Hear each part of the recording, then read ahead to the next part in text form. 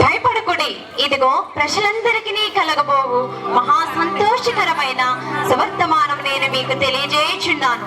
దావీదు పట్టణమందు నేడు రక్షకుడు మీ కొరకు పుట్టి ఉన్నాడు. ఈయన ప్రభు అయిన క్రీస్తు. దానికిదే ఒక శిశువు పొత్తిగుడ్డలతో చుట్టబడి ఒక తొట్టిలో పండుకొని ఉండుట మీరు చూచెదరు.